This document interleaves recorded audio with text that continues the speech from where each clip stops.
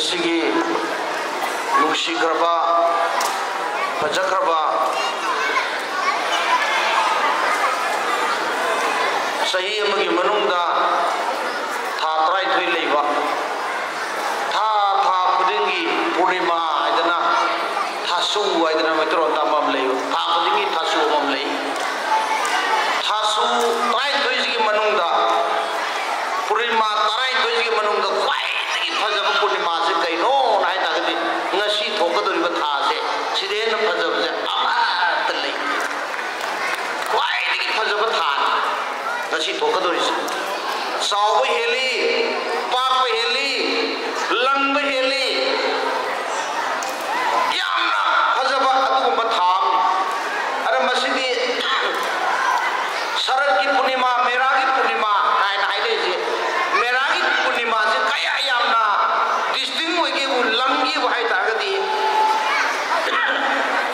lambi da kaching se majid nungdang do ui hai kanona akogi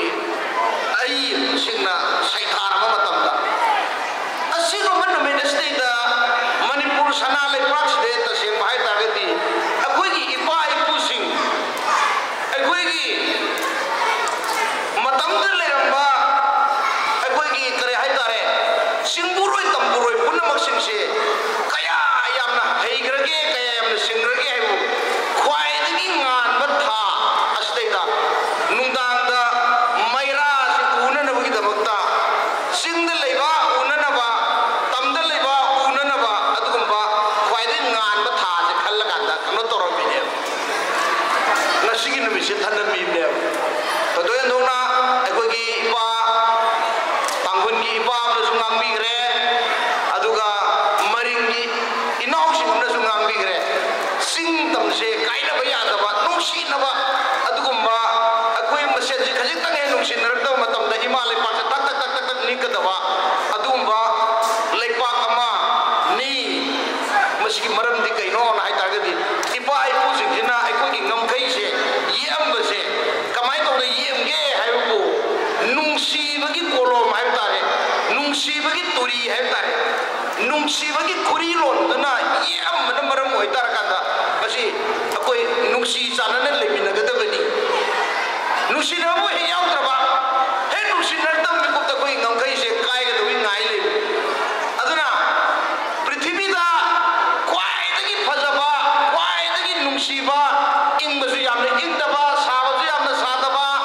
aduga athum ba su kwai dagi thum ba akha ba su kwai dagi kha ba asin ba su kwai dagi sin ba leipa ama thiu na hai ta ga di manipur hai ba leipa sine ya bangbi ga da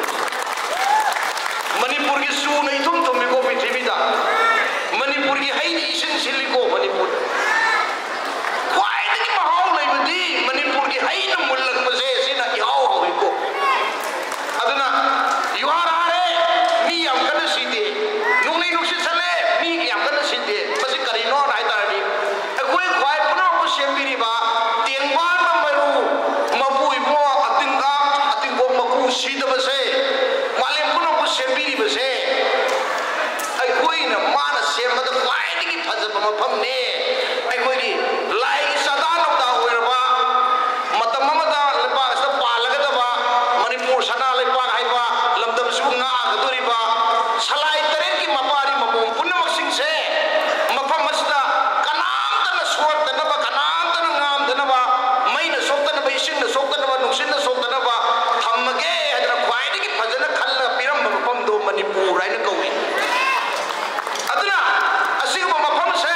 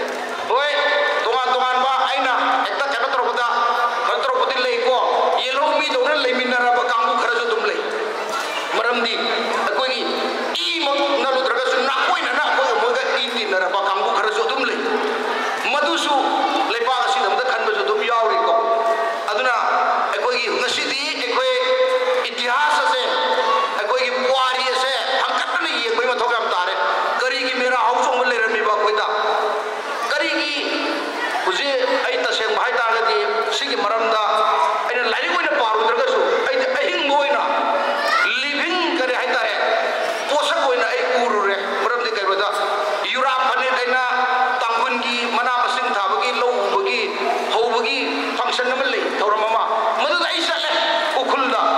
sataba yade yaudaba yade na lila bo hai ko sale ni tangun gi khula ko thingnare ai gi manaba filsan ko wo lei yura phane tu lo shalaka da ai ko sing kai soi matam da sing ji wang na kai sing ji ya wang na kar ka da ko allama kham mapam da lai from re le re mana lai from li kari ni hai ko sing tam nu sin han bio mau sa gi matam da koi pot la na do amu han la nan bio an hai wa ko re do mai tai mi am la pa adagi ji tam mi am la pa se phajana pise ba ki thab ngaman bio na phuram me ada ai na khalle ma as akoi swai da di sing na tam se phang na bhai ate gari blockade tawre ada thado kajan tawre hai da na ko adu ki mat wari ba ayo ka da kai nom taw le re me an na koi da ta प्रार्थना तो बिदना अंदर कोई होता ले रे अदे दी मान आई मोन है बसे ईसा रुपा नंग दी फिल्म द सु यावने लीला द सु यावने आई वारी से नन घर तम्मो ए तमजगी पा कइनो है कर येंगो अकोइना लेबो मफम से हुंदुंग हैन कोवे अदो हुंदुंग हाइबदि नते हुन फुंग हाइबनि नकोइना हुंदुंग हाइबदि लाले हुन फुंग अन हाइबनि अदना श्री काखला कादा येंगो nungdangi matamda ngasigi numit sida hai tai meragi hau somun misida sigi meragi purnima numista mogi langdagi na hoji ning thau sana jauna leiri ba konung ase sana jawa so mar pale sana jawa sida la me sana jauna leiri ba konung asida ko sumaina mai ma than bu bu se akoi sei ku ni adon ning thau se sai kumja khudingi akoi se da yura phani jaw la me la ko do hujiti mana la me habis kham na nabi tamak ta mai dai ni to mayam se mai na wai tang na sam la me habis kham na nabi tamak ta nung pak ta pa na khong yen ki khong ma oi ki khong ma nung pak ta ne la ga than me nung sing do ba ang ta yen jaba ya ga tra ha as ta dai da gi ngasi din nang yeng bu ku ga tra ur roi madu gi ai na thamoi kai ba se nung sing do la lo ba sing na थीब खंगदे Tumin कोई थीब सुने को कई मादे निंथौ की खोंबम दु उरबदी निंथौ न पालम लमदम नि है बसे खंगरनी न मुथली नि है तसें नाय को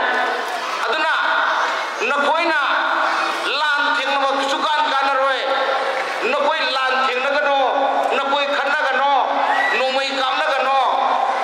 इमाले पा कुनसिन न की दम नोमई कामना सुकान कानरोय इमाले पा नोमाय न थमन की दम तार थिन बकारे दे थाम या न खंदे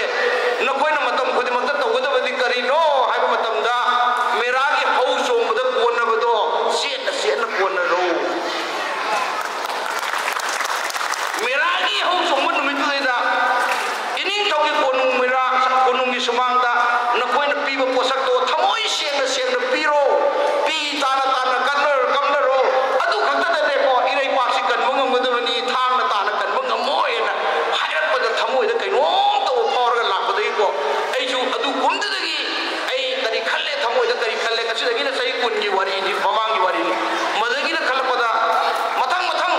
मेरागी हौ सोमगी थोरमसे यामना थवाय यावि ऐगोन थवाय यावजबो अदुगा ऐनि यावजबो सना लेपा ना सोम आर्टिस्ट हाइबसे सना लेपा ना सोम आर्टिस्ट से अबे कामेख्या संगीत बंदलदगी कायरप मसिक नमने बा म्यामने खंबिद्रिबो अदो कइनो न ngasi di sai ai liri wari sai ko ni pan sore adura asigi lila ma kaira ko matam da lila ma sagal lak se ai gi lila se sing gi su wen ge tam gi su wen ge na khan ba tar ga di ta pa ta sanar ga do no sing gi una sanan ge kajen ge ma sanan ge khan ba tar ni ge do da ge na khan ba matam da mera gi purnima ai ba nu misle lila se likhat da ji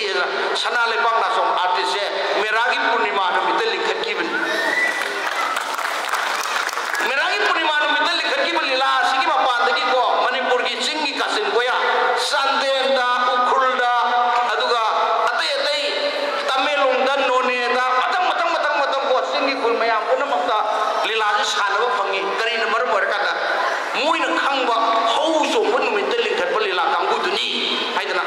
अदुना हौ सोंबन नुमित असे एंगोन याम नमकी कदे हाइतारे थमोइदा touch तोबन नुमित Amo होए ऐन ख्वाइदगी पामजबा कुमई से मणिपुर की इपा इपुना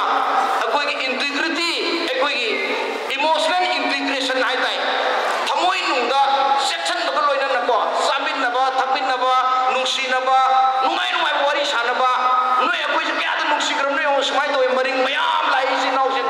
ꯃꯔꯤꯡ ꯑꯗꯨꯁꯦ ꯑꯩꯈꯣꯏꯅ ꯃꯣꯏꯒꯤ ꯂꯣꯟ ꯈꯪꯉꯨꯗ꯭ꯔꯒꯁꯨ ꯃꯔꯤꯡꯅ ꯊꯕꯛ ꯇꯧꯔꯝꯕꯗꯨꯗ ꯑꯩꯈꯣꯏ ꯉꯁꯤ ꯈꯪꯉꯤ ꯀꯩ ꯈꯪꯉꯦꯗ ꯃꯔꯤꯡꯅ ꯁꯥꯕ ꯁꯪꯕꯥꯏ ꯅꯥꯝ ꯍꯥꯡꯕ ꯌꯥꯗꯦꯅ ꯑꯩꯈꯣꯏ ꯏꯁꯩ ꯁꯛꯏꯀꯣ ꯏꯁꯩꯁꯦ ꯉꯔꯥꯡ ꯅꯍꯥꯟꯗ ꯇꯥꯖꯣꯏ ꯀꯨꯃꯥꯔꯅ ꯁꯛꯄꯗꯨ ꯅꯠꯇꯦꯕ ꯊꯥꯏꯅꯗꯒꯤ ꯍꯧꯅ ꯂꯩꯔꯝꯃꯦ ꯃꯔꯤꯡꯅ ꯁꯥꯕ ꯁꯪꯕꯥꯏꯒꯤ ꯅꯥꯝ ꯍꯥꯡꯗꯦ ꯍꯥꯏꯗꯤ ꯑꯣꯏꯁꯦ ꯃꯥꯅ ꯃꯌꯦꯛ ꯍꯥꯞꯆꯟꯕꯩ ꯋꯥꯅꯤ ꯃꯔꯤꯡꯒꯤ ꯌꯦꯡꯕ ꯈꯣꯡꯅꯦꯝꯕ ꯄꯦꯅꯥ ꯁꯛꯄꯗ ꯀꯌꯥ ꯅꯨꯡꯁꯤ ꯌꯥꯀꯥꯏꯔꯣꯗꯤ ꯁꯛꯂꯛꯄ ꯃꯇꯝꯗ ꯃꯔꯤꯡꯒꯤ ꯌꯦꯡꯕ ꯈꯣꯡꯅꯦꯝꯕ ꯈꯣꯟꯊꯥꯡ ꯁꯨꯅ ꯈꯣꯡꯂꯛꯂꯦ ꯏꯃꯥꯒꯤ ꯏꯕꯨꯡ ꯍꯧꯒꯠꯂꯣ ꯅꯪꯁꯨ ꯃꯥꯏ ꯇꯥꯊꯣꯛꯑꯣ ꯌꯦꯡꯕ ꯃꯥꯅ ꯈꯣꯡꯉꯤꯁꯦ ꯅꯪꯕꯨ ꯍꯧꯔꯣ ꯍꯥꯏꯕꯅꯤꯅꯦ ꯇꯥꯏꯕꯪ ꯁꯤꯇꯥ ꯄꯥꯏꯔꯣ ꯍꯥꯏꯕꯅꯤꯅꯦ ꯑꯗꯨꯒꯨꯝꯕ ꯌꯦꯡꯕ ꯑꯗꯣ ꯑꯇꯩꯒꯤ ꯌꯦꯟ ꯍꯥꯏꯗꯦꯕꯃꯔꯤꯡꯒꯤ ꯌꯦꯟ ꯍꯥꯏꯔꯤꯕ ꯑꯗꯣ ꯑꯩꯈꯣꯏꯅ ꯂꯨꯍꯣꯡꯕꯗ ꯄꯨꯔꯤꯕ ꯐꯤꯉꯥꯏꯔꯨꯛꯁꯦ ꯐꯤꯉꯥꯏꯔꯨꯛꯁꯤꯒꯤ ꯀꯨꯞꯈ꯭ꯔꯕ ꯃꯌꯦꯛ ꯃꯌꯥꯝꯁꯦ ꯅꯥꯟꯅ ꯃꯤ ꯑꯇꯣꯞꯄꯅꯒ ꯌꯦꯡꯕꯗꯗꯤ ꯃꯁꯤꯒꯤ ꯐꯤꯉꯥꯏꯔꯨꯛ ꯍꯥꯏꯕ ꯀꯩꯅꯣꯁꯦ ꯊꯨꯝꯃꯣꯛꯁꯦ ꯃꯦꯆꯤꯟꯅ ꯁꯥꯕ꯭ꯔꯥꯅ ꯍꯪꯉꯦꯕ ꯔꯤꯌꯦꯜ ꯑꯩꯅ ꯗꯦꯜꯂꯤꯗ ꯑꯩꯈꯣꯏꯒꯤ ꯃꯅꯤꯄꯨꯔ ꯑꯦꯛꯁꯄꯣꯒꯤ ꯆꯠꯄ ꯃꯇꯝꯗ ꯃꯣꯏꯅ ꯍꯪꯕ ꯃꯇꯝꯗ ꯐꯤꯉꯥꯏꯔꯨꯛꯁꯦ ꯍꯧꯋꯦꯕꯀꯣ ꯐꯤꯉꯥꯏꯔꯨꯛꯁꯦ ꯃꯦꯆꯤꯟꯅ ꯁꯥꯕꯅꯦꯅ ꯃꯣꯏ ꯌꯦꯟꯅꯩꯌꯦꯕ ꯃꯦꯆꯤꯟꯅ ꯁꯥꯕꯅꯦ ꯀꯟꯅ ꯌꯦꯟꯅ ꯑꯩꯅ ꯅꯠꯇꯦ ꯃꯅꯤꯄꯨꯔꯗ ꯇ꯭ꯔꯥꯏꯞ ꯑꯃ ꯂꯩꯌꯦ ꯃꯔꯤꯡ ꯀꯧꯕ ꯇ꯭ꯔꯥꯏꯞ ꯑꯃ ꯃꯣꯏꯁꯤꯡꯗꯨꯅ ꯁꯥꯕꯅꯦ ꯐꯤꯉꯥꯏꯔꯨꯛꯁꯦ ꯑꯗꯨꯃꯥꯏꯅ ꯍꯦꯟꯂꯨꯝ ꯄ꯭ꯔꯗꯛꯅꯦꯕꯁꯦ ꯍꯦꯟꯂꯨꯝꯁꯦ ꯋꯥꯟꯗꯔꯐꯨꯜ ꯑꯗ ꯃꯅꯤꯄꯨꯔꯒꯤ ꯇ꯭ꯔꯥꯏꯞꯁꯤꯗꯤ